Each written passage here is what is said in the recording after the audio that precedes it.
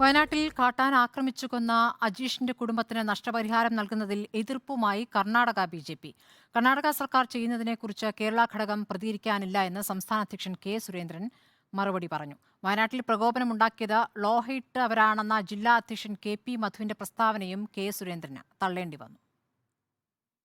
രാഹുൽ ഗാന്ധിയെ പ്രീണിപ്പിക്കാൻ കോൺഗ്രസ് സർക്കാർ പണം അനുവദിച്ചെന്നായിരുന്നു കർണാടക ബി.ജെ.പി. അധ്യക്ഷന്റെ വിമർശനം. രാഹുൽ ഗാന്ധി വയനാട് സന്ദർശിച്ച ഉടനെയാണ് അജീഷിന്റെ കുടുംബത്തിന് 15 ലക്ഷം രൂപ നഷ്ടപരിഹാരം നൽകാൻ കർണാടക സർക്കാർ തീരുമാനിച്ചത്. ഇതിനെതിരെയാണ് ബി.ജെ.പി. രംഗത്തെത്തിയത്. എന്നാൽ ഇക്കാര്യത്തിൽ പ്രതികരിക്കാൻ കേരള ഘടകം തയ്യാറായില്ല. കർണാടകം എന്തു ചെയ്യുന്നു എന്നതല്ല, കേരള സർക്കാർ ഒന്നും ചെയ്യുന്നില്ല എന്നതാണ് പ്രശ്നമെന്ന് കെ സുരേന്ദ്രൻ പ്രതികരിച്ചു. വയനാട്ടിൽ മന്ത്രി തന്നെ 4 നൂറ്റാണ്ട് പുറകിൽ ജീവിക്കേണ്ട ഒരാളാണ്. വനം വകുപ്പ് തന്നെ 25 കൊല്ലം പുറകിലാണ് കേരളത്തിൽ. ഈ സർക്കാരിന്റെ പിടിപ്പുകേട് കൊണ്ടാണ് ജീവനുകൾ പൊലിയുന്നത്. പുൽപ്പള്ളിയിൽ പ്രതിഷേധത്തിനിടെ പ്രകോപനമുണ്ടാക്കിയത് ലോഹയിട്ടവരാണെന്ന ബി.ജെ.പി. ജില്ലാ അധ്യക്ഷൻ കെ.പി. മധുവിന്റെ പ്രസ്താവന നാക്കുപിഴയാണെന്നും പാർട്ടി നയമല്ലെന്നും കെ സുരേന്ദ്രൻ പ്രതികരിച്ചു. അത് ഒരു നാക്കുപിഴയാണ്. അത് അദ്ദേഹം തിരുത്തിയിട്ടുണ്ട്. ബി.ജെ.പി. ഒരു തരത്തിലും ഒരു വിഭാഗം ജനങ്ങളെയും ആക്ഷേപിക്കുന്ന പാർട്ടിയല്ല. ഞങ്ങളുടെ പാർട്ടി ലൈനേ അതല്ല.